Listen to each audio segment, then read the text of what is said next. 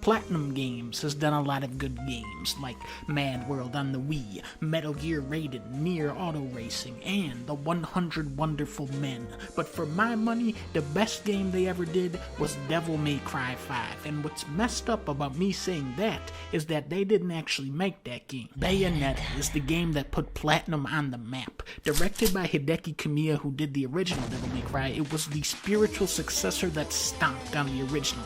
11 years later, now it's Bayonetta that could learn a couple things from its progenitor.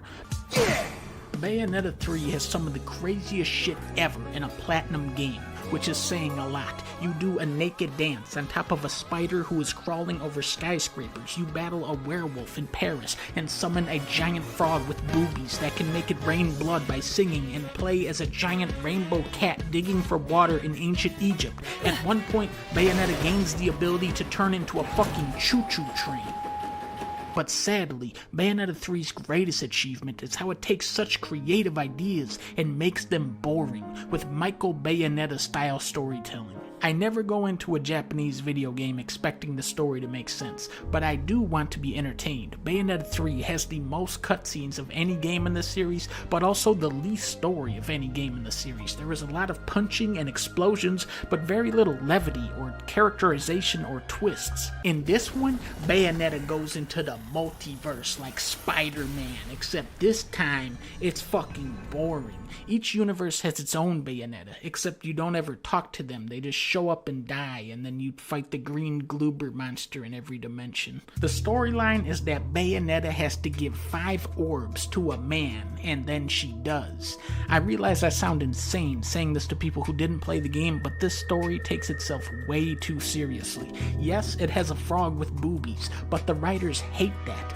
They reject every fun idea and say, no, this story is about Bayonetta hitting a green guy to get an orb. What's fucked up about this game is that in the cutscenes where you want there to be storytelling, it's nothing but fighting monsters, but in the actual gameplay, where you just want to be fighting monsters, they keep throwing bullshit platforming and gimmicks at you. On paper, it's a neat idea to break up your game's pacing with a bunch of minigames, but the reality is, a lot of these segments are just very sluggish and simplistic brawlers, which is the complete opposite of the core combat. Now, the actual core combat is great.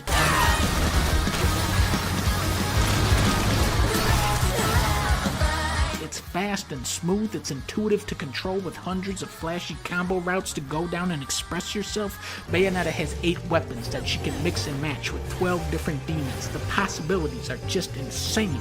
And for some chapters, you play as Violetta from Overwatch, who has 1 weapon and 1 demon.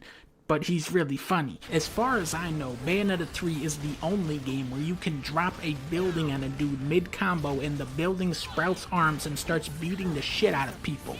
However, all of this craziness comes at a cost. If Devil May Cry is a game about killing stuff while trying to look badass, Bayonetta 3 is a game about killing stuff while trying to look for your character. Many of the battles in this game are so chaotic and so visually noisy that the camera just gives up. It just says, nope, I'm out. I mean, look at this. What the fuck is happening here? Now look at this. What am I doing? Who am I? Where am I? Where is Knack? How do I unlock the Green Goblin as a playable character? Many times when I was playing this game, I just started slamming buttons and wondered to myself, is this actually what I'm supposed to be doing? And then the game goes, yeah, that was right. Too often, Bayonetta 3 obscures its greatest strengths by trying to be something that it isn't. It has some wonderful music, frantic combat, and some really wacky ideas, but it squanders these elements by shoving them into a story that just doesn't care. I rate Bayonetta 3 3rd place out of all the Bayonettas.